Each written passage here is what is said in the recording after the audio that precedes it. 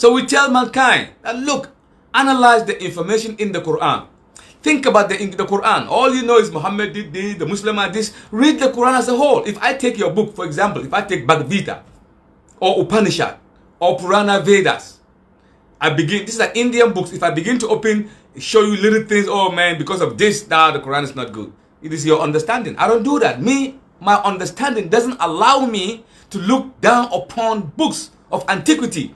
I rather research it. Then I understand its deeper meaning. Then I apply it to today. I did that with the Upanishad and all this Bhagavad Gita, and then I did that with the Torah, did that with the, with the Bible, did that with the New Testament. Wallahi, when I did that with the Quran, I became so faithful to Allah, and I began to realize that indeed the Quran is a book revealed by Allah to challenge each and every book that Allah have given. And Allah did not, come out and say, I'm going to protect all the book that I've given. Only Quran make mention that وَإِنَّا لَهُ لَحَافِظُونَ, Allah will protect the Quran till the end of time. So the messenger said, لَا نَبِيَّ بَعْدْ, no messenger or prophet will come after me. After me there will be no any prophet. Who? Those that will come are false prophet. They will come, of course. We have a lot of people, I received this and that. Within a few minutes, they steal people's money. Within a few minutes, they impregnated the woman. Within a few minutes, they die, and the legacy is unbelievable. Only the Quran, Allahu Akbar, is still with us today. It is a test of time. The Quran will be, a book that is guiding mankind from the time that it was revealed until the end of time. It is a compass to a ship engineer. It's a traffic light. It's the traffic guide for the driver. It is an assurance for those who are weak at heart.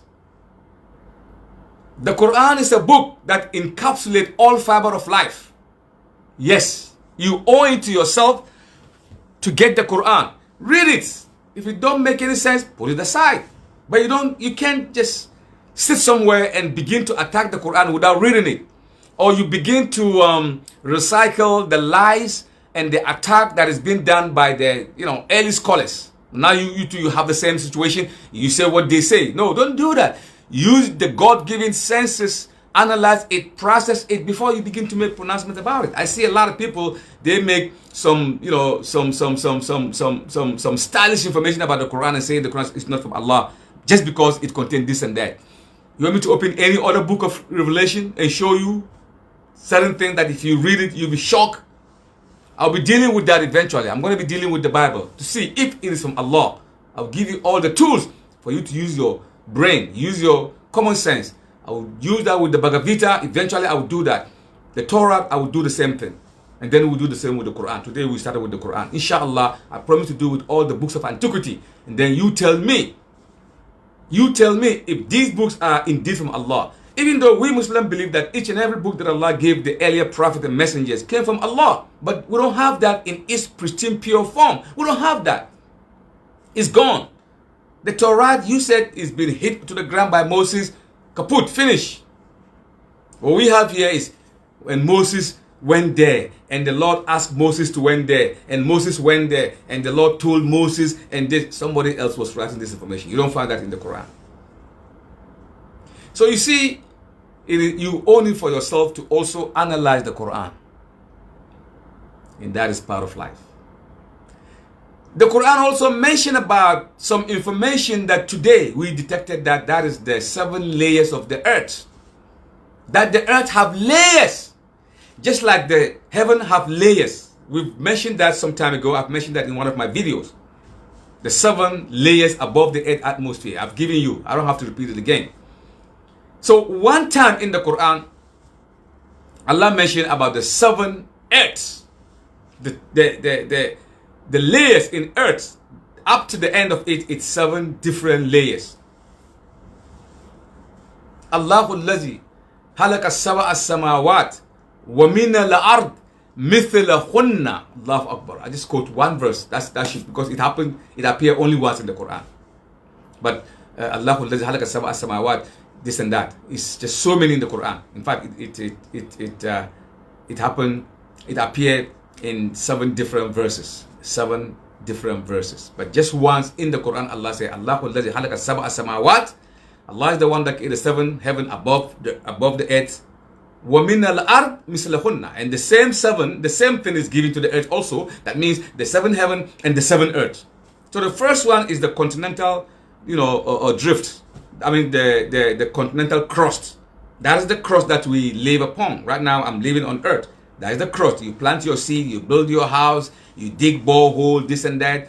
That is the continental. Then we have the asthenosphere. The asthenosphere is the next. After you leave the continental crust, you go to asthenosphere. It's a different earth completely. Then you go to asthenosphere, which is also different completely. Then you go to mantle, the mantle of the earth itself, the rocky. Then after that you go to the mantle crust. After the mantle crust, you go to soft iron core. After the soft iron core, you go to the solid iron core. So you see, the earth itself have been divided in 7 different layers. This information was known recently. When I talk about recently, it means 100 years ago, when science began to research the earth and stuff like that. There's a level that they're up to the water level, and then we have the level that we have the gold and diamond. We have the level that gives us the oil. We have the level that is where a lot of fire is spewing, the volcano, the activity that is going on that we can't even see. So we should be glorifying Allah subhanahu wa ta'ala for the simple fact that we walk on earth without our feet being burned by the heat. There is just so many heat. Imagine if Allah have brought the heat up to the mantle crust. Can we walk? Continental crust, can we walk? We can. So it is a mercy also that Allah have given us. Now we're using this opportunity we're using this knowledge to tap the information that Allah have given us.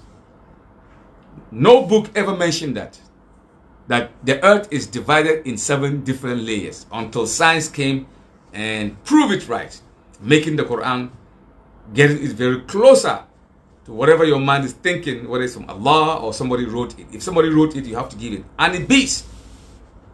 Professor Anne Beat said